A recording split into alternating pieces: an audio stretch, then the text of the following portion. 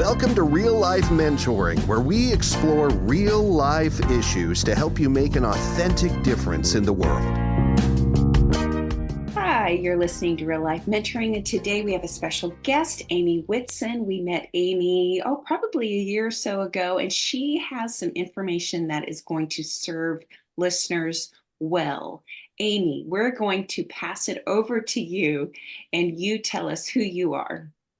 Okay, well, thank you for having me. I am so blessed to have met you two as well. I just feel like I've known you for years and years, but yeah, it's only been a year. So I am in no way an expert on this topic, but I do have 20 years of teaching experience, and I've taught various grade levels from pre-K all the way through 8th grade. Most of my teaching experience is in regular education, but I did teach special education for a little bit too. My certifications, I have 3 different certifications. I have a master's degree in education. I've been in several leadership roles in the schools that I've taught in. I was chosen to be on a variety of committees for the State Department of Education, both in Kansas and Oklahoma. I was actually a paid mentor for the Oklahoma Department of Education. So I do have a variety of experience.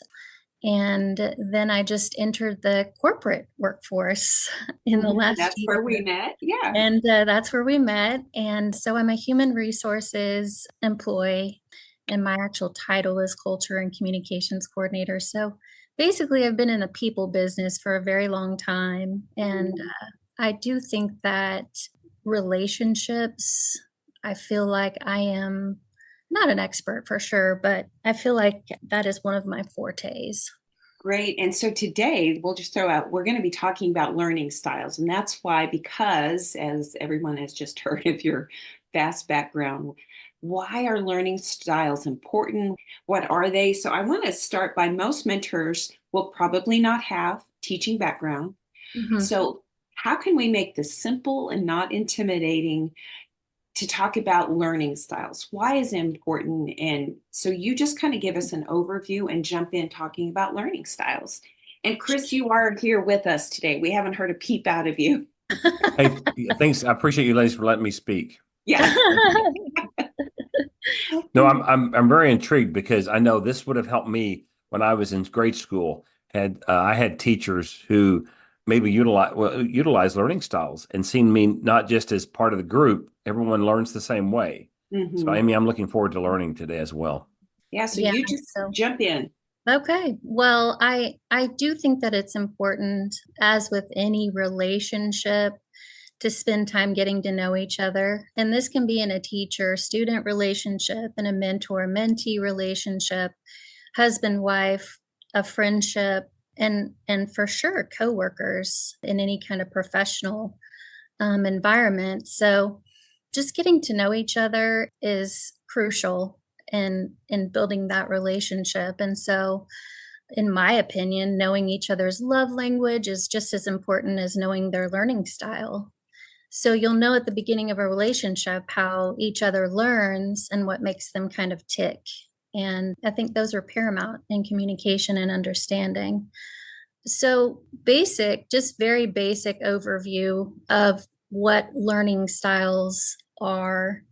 So it's just basically the way that person prefers to learn and how they're most successful processing and retaining information. There is a model of learning styles that is prevalent in when you're learning about learning styles, and it's called the VARK model, VARK. And basically it stands for visual, auditory, read, write, and kinesthetic. And so they're not necessarily a prescription for learning, and most people don't fit into just one category. They kind of overlap at times, and it certainly depends on what you're learning and the subject matter that you're learning. So visual learners, they like to see, they like to observe, they prefer pictures, diagrams, written instructions. They might draw or take notes and make lists as they learn.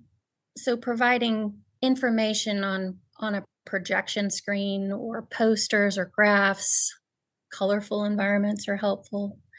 Auditory learners, they like to listen to a lecture or to a recording. So they're often the talkers in the group because they like to hear other people's perspective. They like to share their own ideas, and then listening to others and sharing their own ideas helps them to learn.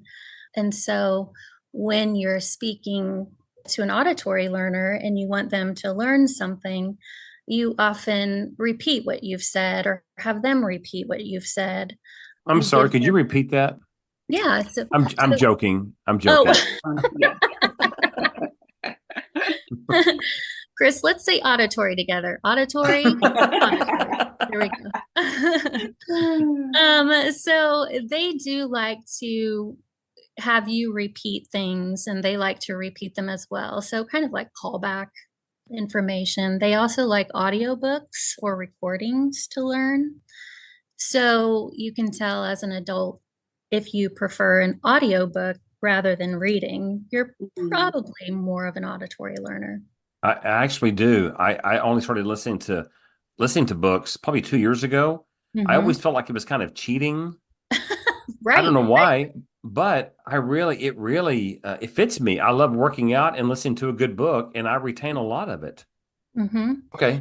Yeah. So that might be something that would indicate that you're an auditory learner.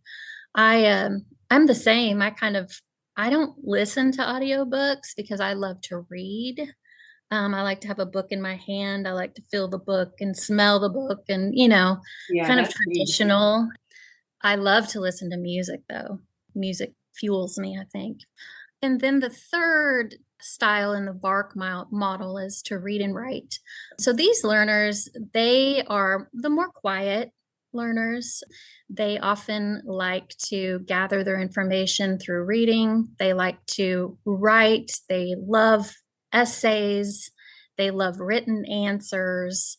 This is kind of the model, or this is kind of the style that the traditional educational system caters to. You read and then you write about it. And so that's kind of way back when, before teachers started learning about learning styles and trying to differentiate their teaching to cater to different learners. This was basically like you sit in a desk and you listen and you read something and then you write. And that was kind of the learning that a lot of us had to endure from most teachers, especially if they were older teachers.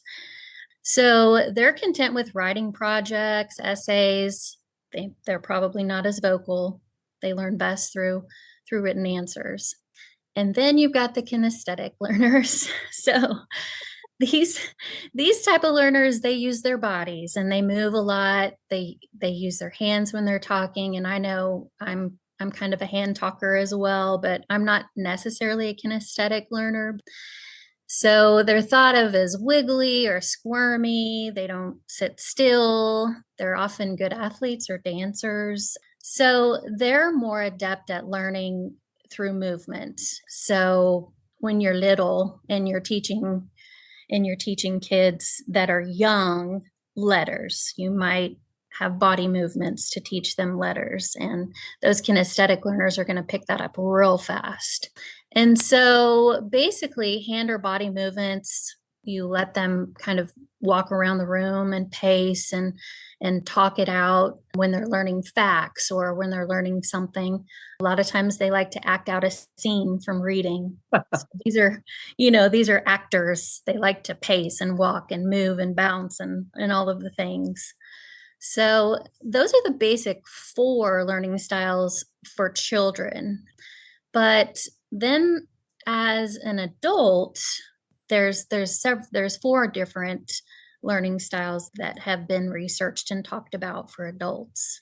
So do you guys have any questions so far on anything that I've talked about? Or I can tell you're a teacher. Let me give you more information, and now let me follow up with a question. No, I actually it. do. Amy, Yeah. is it possible to have 2 of these? Absolutely. Okay. Yes. Your learning styles, there are many people that have just a one strong and only learning style.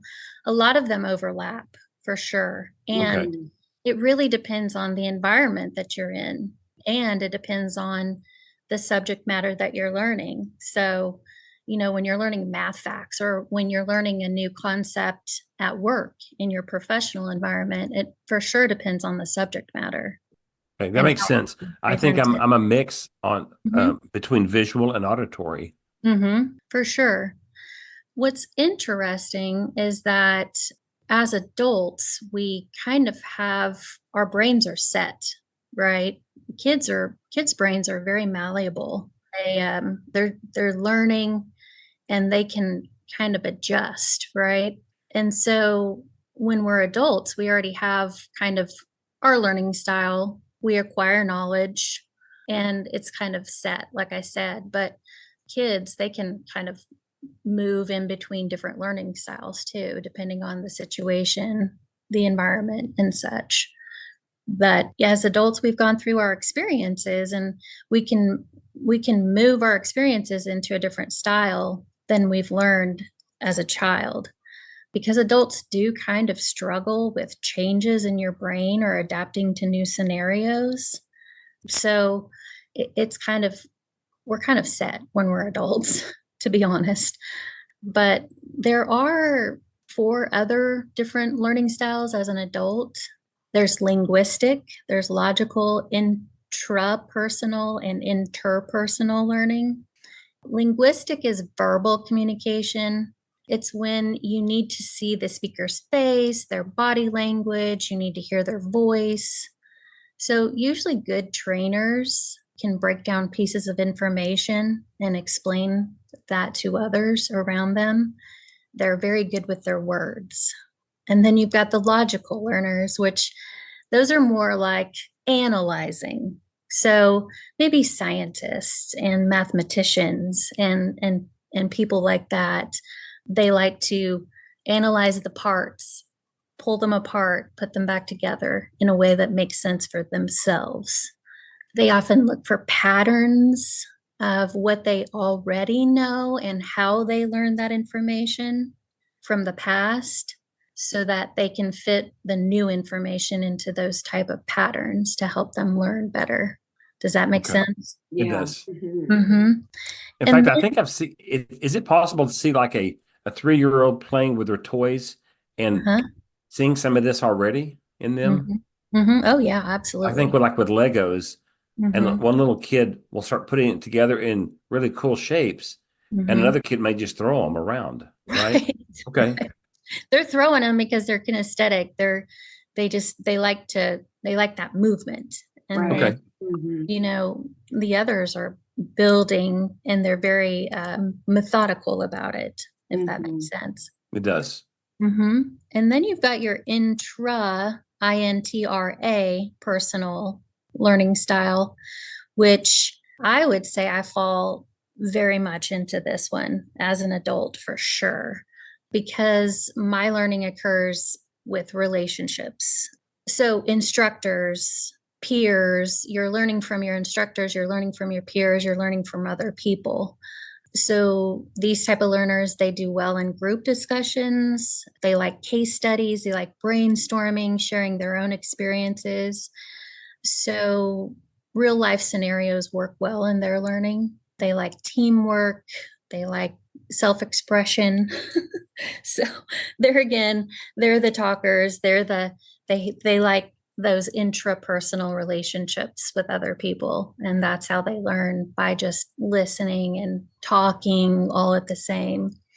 And then your interpersonal learner is it's very much like a logical learner. So they're analyzing their own thoughts and feelings and they're seeking their own self-understanding.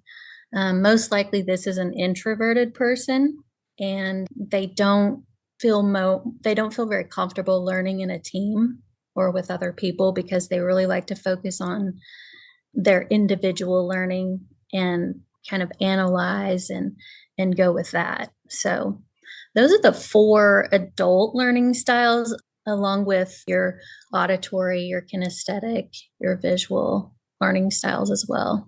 So Again, I just think it's important for you to kind of know so that in a professional environment, particularly, you can learn strategies to take with your learning style and go with that. If you have a strategy, if you know that you are an intrapersonal learner, you know that you're going to work well with a team. Mm-hmm. And you may not work well remotely all by yourself unless you're talking to a team daily. Mm-hmm. Amy, it makes me think of this. So as a nonprofit, we do mentoring workshops. And normally we do it in one day, 5 or 6 hours. And so it sounds like it's important as we write this material and develop it further that we speak into at least 4 learning styles for adults. Is that correct? Yeah, absolutely. I think it's important to, and I've been through your mentoring workshop and I loved it, by the way. And you broke yours into 6 different sessions. And I loved how you did. And I don't think that you meant to, because you really didn't know that you were doing this until we kind of had a discussion about learning styles. Okay. But you did cater to a lot of different learning styles. I mean, you showed visuals, you showed videos, you had material to read, you had group discussions, you wrote on the whiteboard. So you really provided a lot of different opportunity for all kinds of different learning styles, in my opinion. Well, I like that you said it's important for, everybody to know their learning style, like in a professional setting for strategies.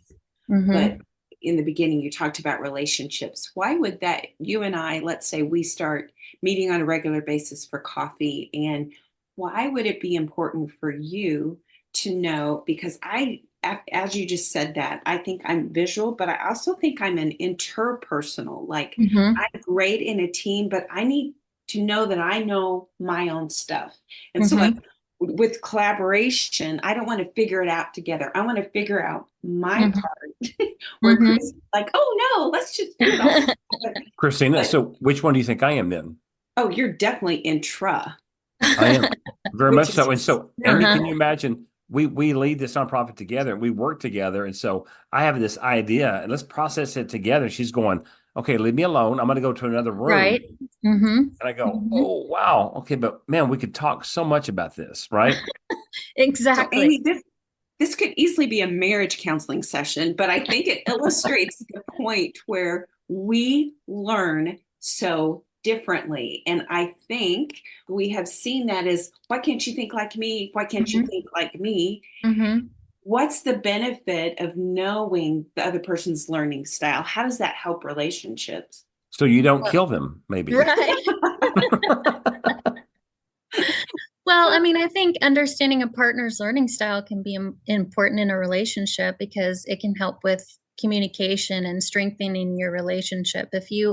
So you two seem to know each other very well. And I remember in one or two of your sessions, you kind of brought up that you're opposite, and Christina is more of an introvert and she likes her alone time and she likes to kind of download by herself, and you're very much like a talker and a relational like individual. And so just knowing that helps you know that you need to allow her that personal time to process.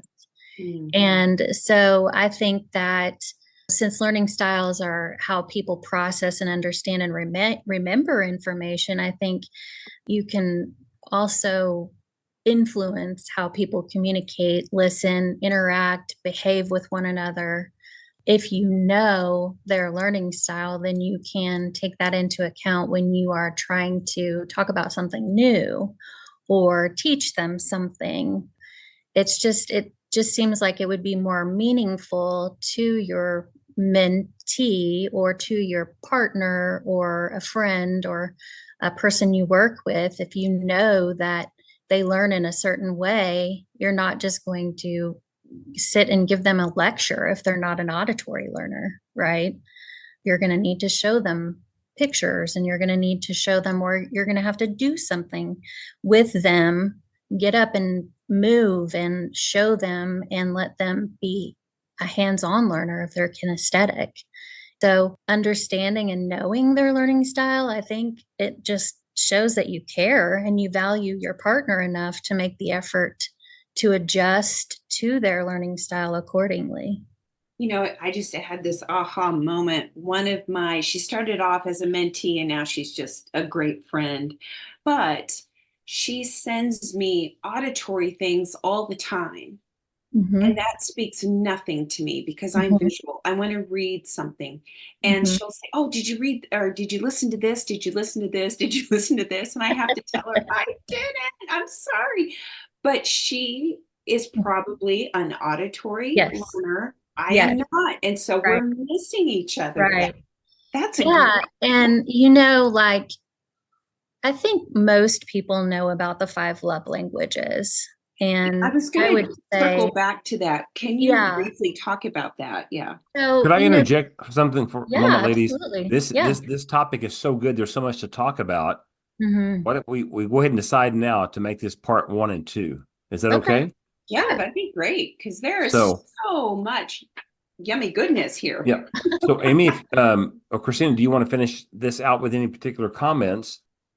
Let's finish this out by talking about how the love language, because I wanted to, you mentioned that earlier and how that falls into that. And then we'll pick up with part 2. That sounds great. Sure. So if you know what the love languages are, they say it's very important. Research shows that it's important to know your partner's love language. But what's funny is that you tend to treat your partner with the love language that you are. So if you like gifts, then you tend to gift your partner with things. And, I'm sure they would appreciate it. But if they're a quality time person, then they would prefer just to sit with you and spend time rather than get a gift. Right. And so I think that this learning styles, I think it correlates and it kind of mirrors the love language topic as well. Amy, that makes so much, it just clicked for me when you said that, because so I would say I fall under intrapersonal, and then I'm both visual and auditory. Okay. Yeah. What do you think my love language is? I think yours is probably quality time. Maybe. It's actually words of affirmation. Oh, okay. But that fits for me as you explain the learning styles to me. That makes sense. I wonder if there's any research correlating the two. With learning style and love languages. Yeah. So just for the listeners, could you list the 5 love languages? Yeah, I'll make reference to the book and the love languages, give a link there. And since we are going to go ahead and take the time to do a part 2, let me just sum up for today. So we're talking with Amy Whitson, who has had 20 plus years of education experience, is now in the corporate world, talking about learning styles and why that's important, and especially in our context, why it's important in relationships. So we're going to stop here. We're going to resume with a part 2 and maybe go into some examples of how people can miss each other and maybe how people can get it right once you understand those learning styles. So this is part 1 of the learning style discussion. If you have liked what you heard, like, subscribe, send it to somebody who you're in relationship with, and maybe make this part of a coffee date coming up. So thank you for listening. We'll be back with part 2 of the learning styles.